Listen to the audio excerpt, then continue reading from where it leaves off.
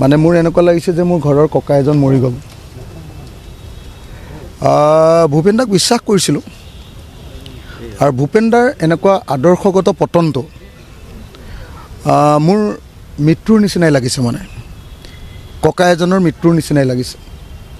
তেখেতক বহুত সন্মান কৰিছিলোঁ, যিকোনো প্ৰব্লেম হ'লে তেখেতলৈ ফোন এটা কৰোঁ, তেওঁৰো কিবা এটা টেনশ্যন হ'লে মোলৈ ফোন এটা কৰে।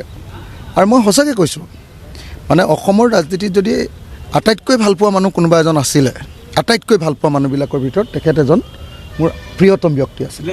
তেখেতে কালিও মই দেখিছোঁ যে কালিও তেওঁ মোলৈ এটা মেছেজ পঠিয়াইছে, you are my best friend forever বুলি। তুমি মোৰ আপুনি মোৰ জীৱনৰ আটাইতকৈ ডাঙৰ বন্ধু বুলি লিখিছে।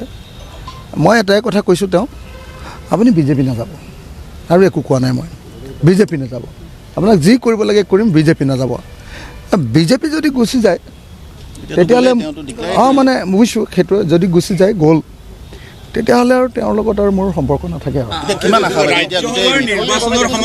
ৰাজ্যসভাৰ নিৰ্বাচনৰ সময়ছোৱাত ইউডিএফক কোৱা হৈছিলে যে ব্লেকমেইলাৰ ইউডিএফে আপোনাৰ আচলতে গোটেইখিনি কাম কৰা বুলি কোৱা হৈছিলে। সঁচা অৰ্থত আচলতে ইউডিএফ আছিল নে ভূপেন বৰা আছিল? এতিয়া মই সেইবিলাকতো নাজানো, সেইবিলাকতো মই নাজানো। তেওঁলোকৰ ৰাজ্যসভা নিৰ্বাচনত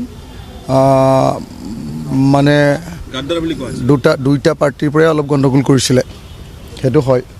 আৰু ৰাষ্ট্ৰপতি নিৰ্বাচনততো আৰু দুইটা পাৰ্টিৰে, গতিকে দুইটা পাৰ্টিৰে আছিলে, সেইটো তেওঁলোকৰ দুইটা পাৰ্টিৰে গণ্ডগোল আছিলে। অকল এটা পাৰ্টি গাত দুখ দি লাভ নাই, দুইটা পাৰ্টিয়ে গণ্ডগোল কৰিছিলে।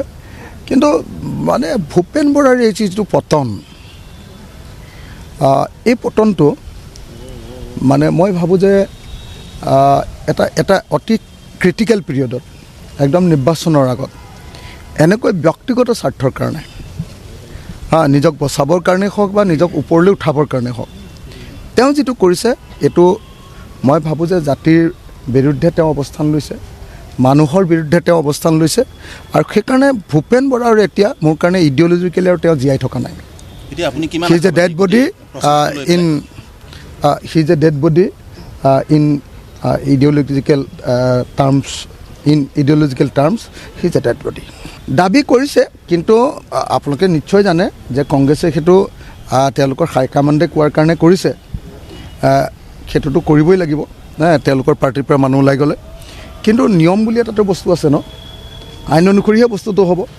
আগতে যদি তেওঁলোকে ছাছপেণ্ড কৰা মানুহ এজনকো যদি হেৰিয়ে খেদি দিয়া নাই স্পীকাৰে, এতিয়া আমাৰ দললৈ আহিলে বুলিয়েই লগে লগে খেদি দিব পাৰিব নেকি? তাৰ কাৰণেতো এটা প্ৰচেছ আছে ন, অকল ৰাইজৰ দললৈ আহিলে খেদি দিব নোৱাৰে নহয়। আগতে যেতিয়া এনেই বহি আছিলে বা যিবিলাক মানুহ বিজেপিলৈ গৈছিলে, খেদিলে নেকি কাৰোবাক? কাকতো খেদিব নোৱাৰিলে। যদি তেতিয়া খেদিব নোৱাৰিলে, এতিয়া আমাৰ দললৈ আহিলে, ৰাইজৰ দললৈ আহিলে লগে লগে খেদিব নোৱাৰে নহয়। সেইকাৰণে আপোনালোকে খাটাং থাকক। মই আপোনালোকক ক্লিয়াৰলি এটা কথা কৈ দিছোঁ, শ্বেৰমান আলী আৰু মণ্ডল দা, এই দুইজনে আব্দুৰ ৰছিদ মণ্ডল আৰু শ্বেৰমান আলী দুইজনে আকৌ 2026 চনৰ বিধানসভাত আহিব। এতিয়া 19 তাৰিখটো আপুনি কৈছে যে 19 তাৰিখে আচলতে অন্তিম সীমা হ'ব নে 19 তাৰিখৰ পিছত আৰু কিমান দিন অপেক্ষা কৰিব? কাৰণ নিৰ্বাচন বেছি দিন নাই। মইতো এতিয়া আপোনালোকৰ ইয়াৰ পৰা ফোন এটা আহিলে এইমাত্ৰ শেষ কৰিব খুজি আছোঁ। মোৰ কাৰণেও, আমাৰ পাৰ্টিৰ কাৰণেও, চবৰ কাৰণে অস্বস্তিকৰ এইটো দেৰি হৈ থকাটো। মইতো এতিয়াই বিচাৰি আছোঁ, এইমাত্ৰই। আৰু এনেকুৱাও নহয় যে তেওঁলোকে আমাক মানে ওলাই কৰি চলিছে, এনেকুৱাও নহয়। বিভিন্ন পৰ্যায়ত আলোচনা বিলোচনাও চলি আছে। মানে মই বুজি পোৱা নাই, কোনে আলোচনা আগবঢ়াইতো মই নাজানো নহয়, মইতো নাজানো একচুৱেলি। কাৰণ তেতিয়াতো দুজনক দিছিলে, হয়নে নহয়? এতিয়া এজন গ'ল, এতিয়া কাক দিয়েতো মই নাজানো নহয়। আগতে দি